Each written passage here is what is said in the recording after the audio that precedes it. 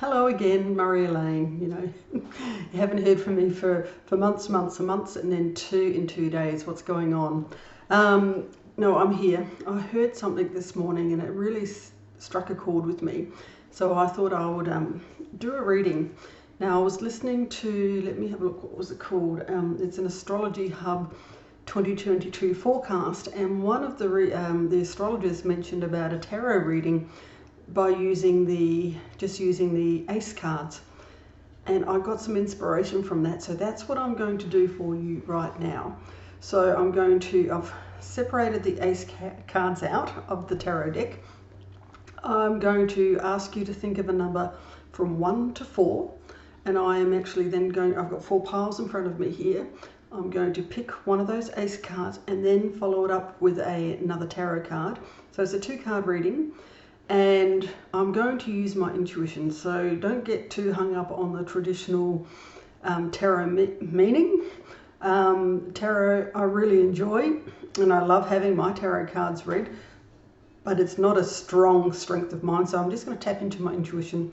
That is a strong point of me, and let's see what the universe would like you to know via me. Remember, I am merely the messenger. So have you got that number? 1, 2, 3, or 4. Okay, and I'm just going to mix things up a little bit, so I'm going to go with number 2 first. So if you chose number 2, you have got, oh, here we go, the Ace of Pentacles. So in the context of this reading, I feel that, perhaps your abundances are a little bit under strain, and that this card has come to say that, all the abundance that you're waiting for is on its way to you. It's ready to come. See how the hand is presenting this coin to you? Having said that though, are you allowing it in? Are you constantly focused on the lack that you don't have at the moment? Are things really quite tight and that's all you can see? Because now more than ever, it's really important to flip it and just use your imagination as much as you can to see this abundance flowing to you in the most unexpected and delightful ways, because that's what these ace cards are. It's always an opportunity or something coming to you out of the blue. Now the next card that's coming here is, oh, it's another pentacle card. So this is the 6 of Pentacles, and I'm thinking that if you were fortunate enough to get an unexpected blessing, please share. Please share with those that who you feel that could also use a pleasant surprise. I'm not saying you have to give it all away, but it would be nice, because you received this unexpected gift from the universe, to pay it forward and also share something delightful with someone who can appreciate an unexpected surprise. Okay, so let's go with number 3. Ooh. The Ace of Swords.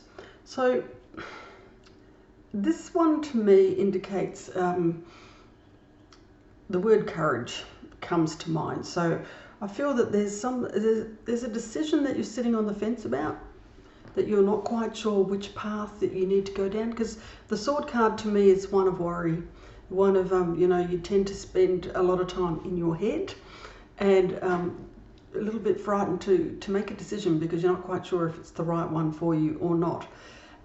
If this is your choice and you can connect to this one, there was a book I read many years ago, 40 years ago, Psycho-Cybernetics by Maxwell Maltz, and he said that it's okay to think about your choices and take your time to make a choice or a decision. But once you've made that choice, you move forward, you align with that choice, and you don't look back. Because if you're going to sit there and then start saying, oh, have I done the right thing? Maybe it's not the right thing for me. That's counterproductive. So please don't do that. Align with your decision. It will come to you. Remember, you have your spiritual team by your side. If you need more clarity before you say yes to an opportunity or no, ask for their guidance as well. And How funny. We have another sword card. So here we go, Pentacles, now swords.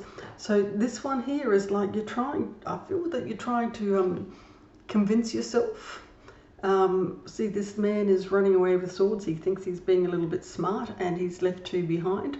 So I'm feeling from this card here is do a little bit more investigating. Make sure that you are really aligned with your decision first.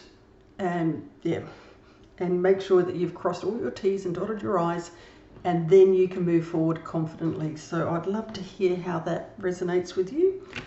We will go with number 1 next.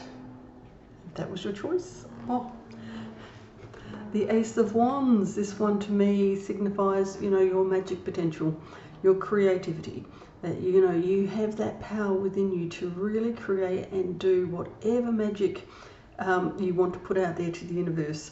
See the lovely leaves of growth there. So really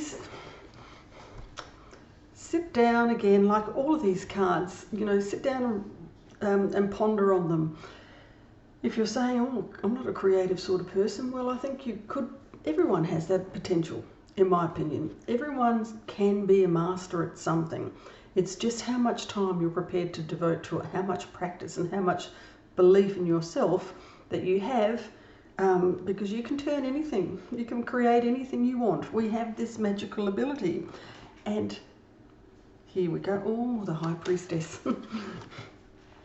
There's another major arcana here. So these two coupled together, I'm feeling that, your creativity is at play here. It's to do with the spiritual, here we go, the spiritual element of your life. The High Priestess is, the lady who has a lot of intuition. So why don't you sit down under a tree or in a beautiful park somewhere and have a dialogue with the High Priestess? Just have this mental telepathy discussion.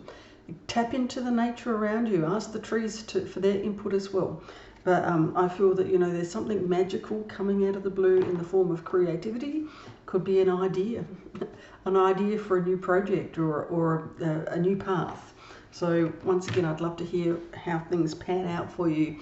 And if you chose number 4, oh, Ace of Cups, the love card. So I'm feeling that if you're drawn to number 4,